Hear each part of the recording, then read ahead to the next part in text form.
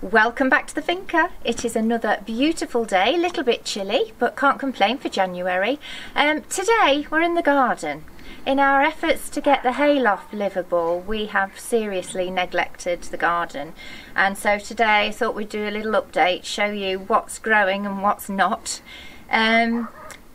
First of all, I want to talk about the oleander. We've got the big tree in the courtyard, if you remember, in the lower courtyard, which a couple of years ago was so overgrown, so we chopped it back, and when we've done it several times since, I have to say. But instead of discarding the cuttings, we thought we'd try and grow them. The idea being to put them along the front here so that we've got a nice pretty hedge that will not only provide a bit of colour, because it is quite barren around here, as you can see, but also to provide us with a bit of privacy. Not that we have any neighbours, but this bit of the house, the front of the house, gets the sun all day, and in the winter, days such as today, it's a bit chilly to sit and eat in the courtyard. We've been using the hayloft, of course, but it'd be nice to sit outside on a beautiful day. So the idea is that this hedge will provide us with a bit of privacy, and we can get a nice table and chairs out here eventually. So that's the oleander. It's 2 years coming on now, and it's doing well. So moving along a little bit, our sprouts, remember we put 4 in a pot and we weren't sure if it was going to be too many, but they're actually so far doing really well, and we never had any joy with them last year.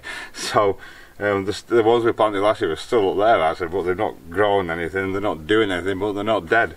So hopefully we'll get some lovely sprouts off these, Brussels sprouts that is. Moving along a bit further, a lemon tree. We're not sure what happened to this. We think we didn't water it enough. We only planted it last year. Hello Dottle. But it got some new shoots before the winter started. It's supposed to go down to -10.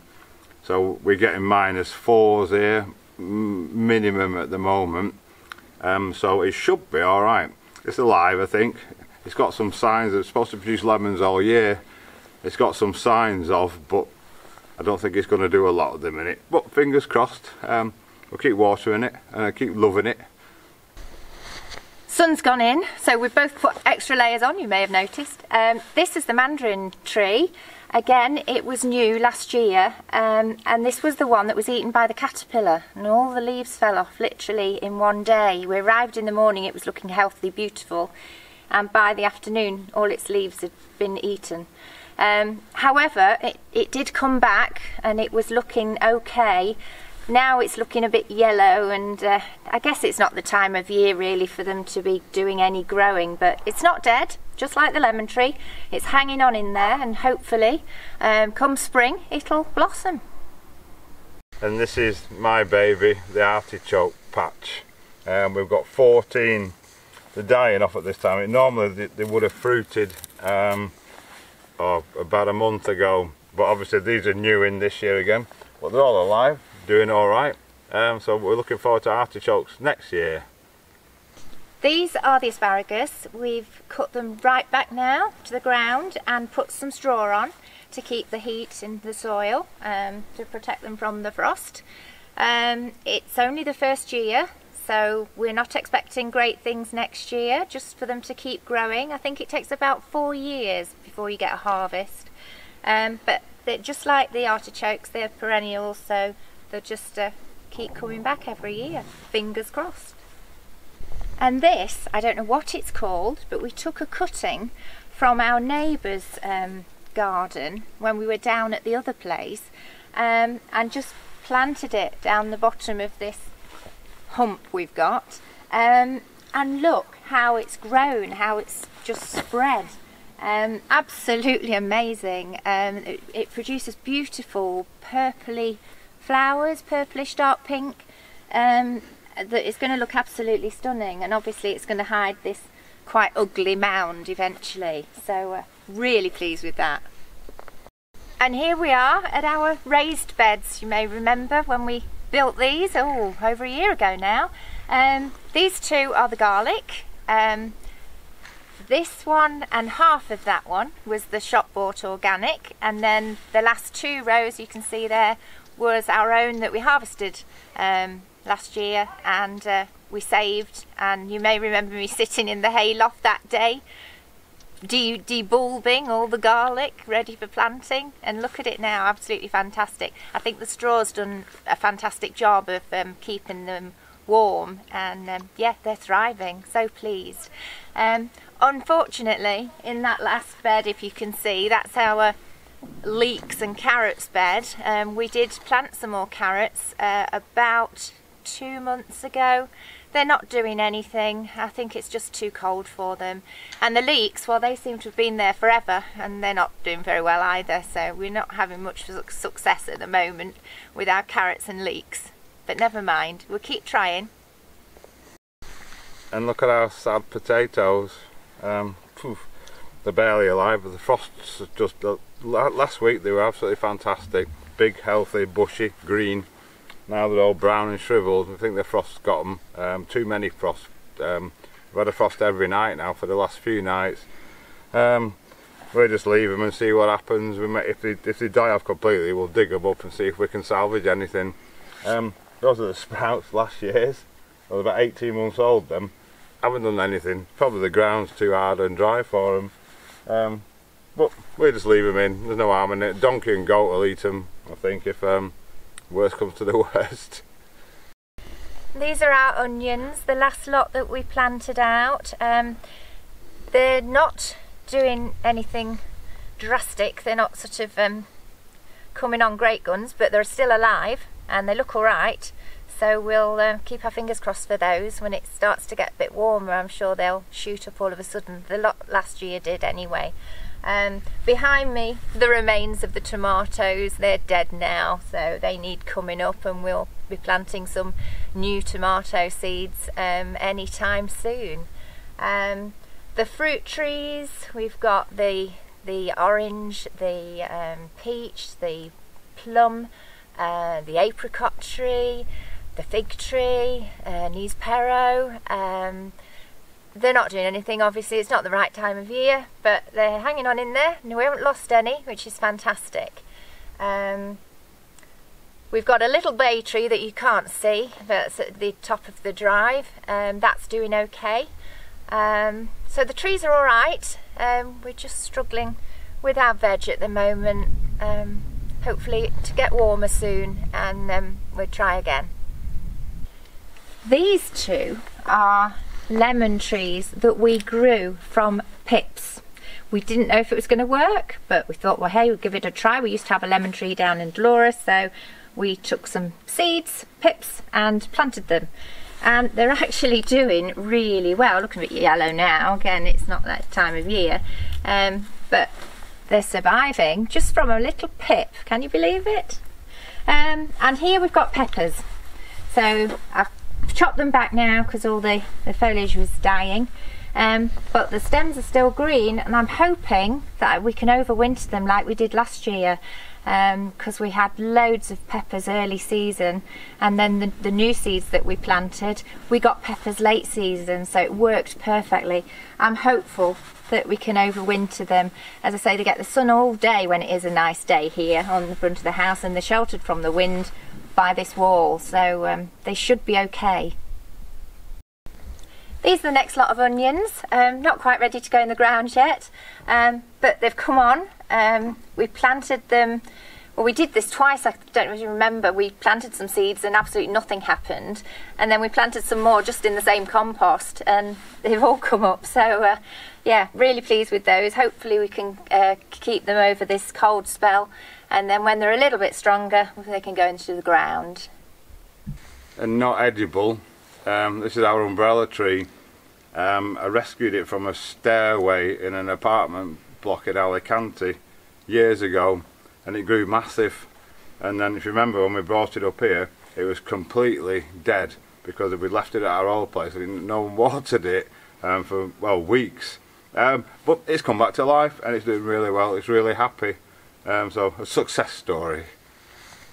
And these are the peas. We planted them in September, if you remember. We did do a little update on these a few weeks ago. They were about there. All of a sudden, they've shot up. To give you an idea, I'm 5'7" and they're way above me. So pleased, we've got our first pea this morning. Where is it? See if I can find it. There it is. Don't know if you can see that. That's our first one. So I have high expectations of our peas this year. This is our beetroot. It's certainly doing better in this tub than it did in the ground last year. We didn't have any success at all. And this is Tabby Cat, who's decided she likes it here. Tabby, you've got your claw, thank you. So yeah, beetroot's doing much better. Hopefully we'll get something out of that this year. The sage I planted in September, it's not doing anything, but it's still alive, so we keep watering that. If you can see to my left, the vine, obviously at this time of the year they die off naturally, but we still keep giving it a little bit of water every so often because it's only in a pot. And yes, it was doing really well this year, so I think if it has another growth spurt like it did, like I said, last year, then we might get some grapes. Our little herb garden behind me, the mint, which has died off now, dies off in the winter, but it'll come back. The parsley's doing amazing. I can't believe for the temperatures we've been having, and it's still growing. I keep cutting it every time we have some fish, make a parsley sauce. I keep cutting it and it keeps growing, so I'm really pleased with that. The rosemary bush, we've had to do a bit of doctoring to that this morning. Half of it, just taken it out there, was going, well, it had sort of shriveled and gone a bit brown, and don't know what happened to it, because this bit's really healthy. So in an attempt to keep this healthy, we've chopped the other bit off. Yeah, I don't understand what happened to it. It was really weird, but this is fine, and it smells, I just love it. Absolutely smells gorgeous. And I'm in another bush. This is our mandarin. It was in a really sorry state, so we cut it all back, pruned it up properly, and we had a lot of blossom on it earlier, but we had a heavy frost, a late frost, which harmed a lot of the fruit trees in this spring just gone, well, last year now. We did actually get one mandarin off it, but hopefully if we don't get any late frosts this year, we'll get a lot more, so fingers crossed on that one again. Another success story are these lettuces, these Californian iceberg. They just keep coming, and again these cold temperatures don't seem to have affected them whatsoever, so really pleased with those. This is a new tub of carrots Andy planted about a month ago now. There's absolutely no sign of anything. We've always been successful in the past with carrots. It's just this winter really that they don't seem to be doing anything, so maybe it is just too cold, and they'll all pop up in the spring, we can only hope. So finally, I think we've got everything. There might be a couple of other things. We've got more iceberg, we've got, what's this stuff called? Rocket. Rocket here. That just keeps coming. More icebergs there, all in various stages, and some spinach coming up in that one as well. So under the table we've got broccoli, cauliflower, and more Brussels sprouts. We don't know what to do with them yet. We fear if we plant them out, they're not gonna make it. So we'll just leave them in the pots and keep watering them. So anyway, that's our little garden tour. Bring you up to date on all our plantings. Right, so the garden's all sorted out. We've now got to pop into town to get some more straw for the animals, and we're going to try and pick up some sacks of goat and donkey food as well, some different treat for them. Right, so we're back, and we've got a trailer full of straw. It works out, this place is amazing that we just found. They've got some fantastic stuff. We've got some other food for them, which we'll show you in a minute. But this, it works out about the same as buying the massive things, and maybe a little bit cheaper. But it's so much easier to handle because they're individual bales.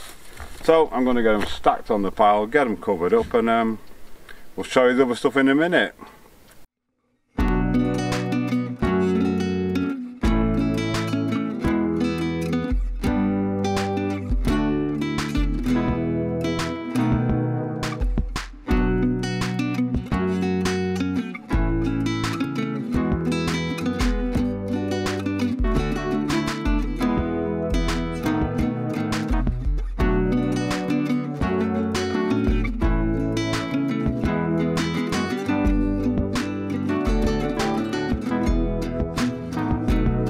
Right, so it's all covered up by one bale. I'll stick that in the workshop. It doesn't last that long, so it won't be in the way that much.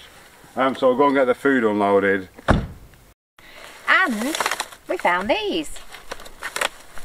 €1 each. If you remember when we took the boys to be castrated, we bought some from the vets exactly the same. They were €2 each, and I thought they were cheap. €1 each. So we bought a bag full. They've got one already. They're munching away on that. But yeah, bargain. It's an absolutely fantastic place. So glad we found it. Happy days. Right, so we got a big stack of horse food. These are donkey treats. And an even bigger stack, 40 kilos of goat food. So that's them sorted out for a little bit. They've got enough carrots as well at the moment. So all the animals are happy at least. I think it's time for a bit of lunch now ourselves. Well, we've just had a visit from Lillian from Tales from the Cave Side, get my teeth in, and she's very kindly brought us all this food for the cats, some treats, some litter. Apparently one of her neighbours have just lost their cat. They just moved to the new house, and the first time out after 2 weeks got run over and sadly passed away. So the lady said, did she know anybody that had got cats, and she thought of us. How lovely is that? So thank you so much, Lillian. Thank you for taking the time to come over and see us, and thank you to your neighbour for the lovely cat food. Much appreciated. Right, so we've got the garden sorted out, we've got all the animals sorted out. It's all stuff we've got to do. We've lost a bit of time up here, but it's nice to have a bit of a change from time to time. Those of you seen the last 2 or 3 videos, see I've been working on our kitchenette over there. All we've got to do now is put some shelves above it, but we're still debating how we're going to do it. And there's another job that I need to do that I've been putting off for a long time, and that is this wall behind me. That's the bathroom wall. It's just plasterboard. It needs skimming, and so yeah, I hate it, but it's got to be done. So today's the day. I'm going to get that done. Then we need to work on the floor, because there's a rise in the floor. This is that's our entrance hall here. The main entrance door is just on the left there. So I need to level that, and I'm probably going to use self-leveling cement stuff flooring compound. It's just a little area, and then we're going to put a coir mat all the way along it. So when you come in, you can take your shoes off, because we've got nice wooden floors. We will have, and we don't want people walking on in shoes. So that's sort of going forward. It needs doing. It's sort of in the middle of the building, and it needs getting out of the way. Shannon's going to try and get this above the railway sleeper, above the stones above the railway sleeper. She pointed those the other day. Try and get that final bit of line washing done above the sleeper and down the chimney. A little patch over the kitchen there. So let's crack on. There you go, you can see it a bit better there now. I'll put the light on. Main entrance door's there. Bathroom door is the one you can see, and the bedroom door's just to the right. A little step down into the main lounge area. So that's the wall. It's just plasterboard. I've done all the joints ages ago, and then I can get some architrave around the door frames as well. So let's get it plastered. So I'm on it at last. It's taken a few days to get there. What a week it's been. But I should be able to get this finished today. I'll just crack on.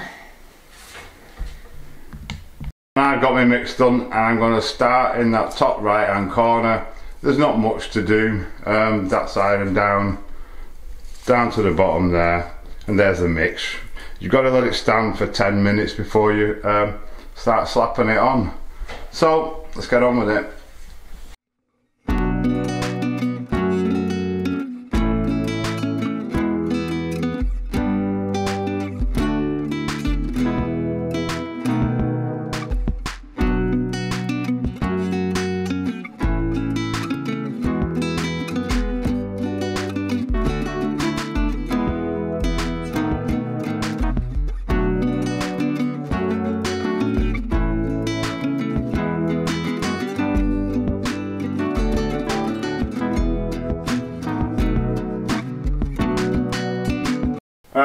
can't believe I've run out with just this little bit here to do.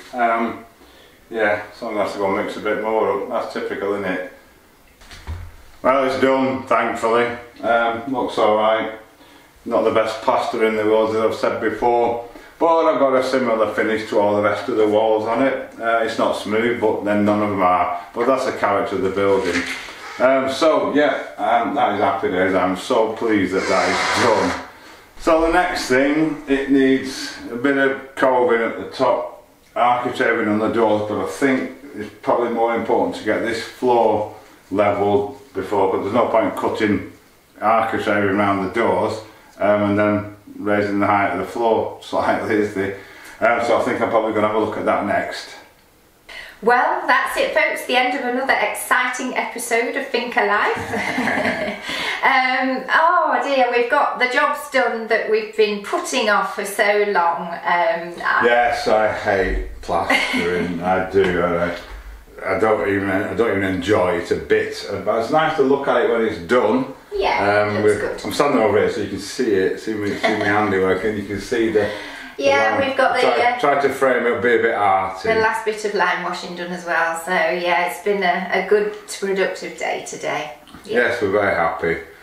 So yeah, that's another video done and dusted. More work progressing. Thank you. Oh, we've just passed 2,000 subscribers. Thank you just so 2001, I think it is. So thank you so much, guys.